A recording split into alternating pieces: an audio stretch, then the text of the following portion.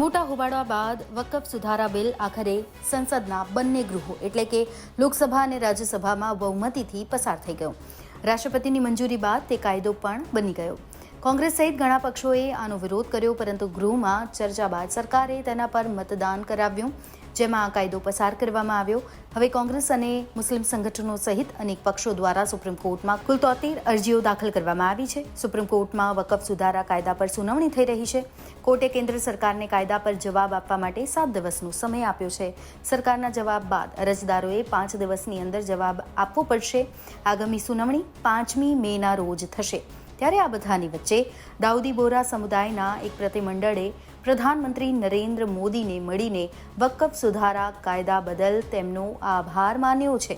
તેમણે કહ્યું છે કે આ સમુદાયની લાંબા સમયથી પડતર માંગણી હતી.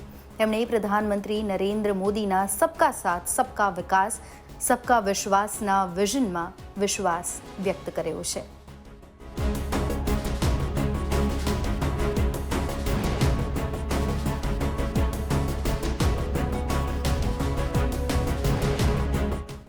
બ્યુરો રિપોર્ટ, ગુજરાત તક.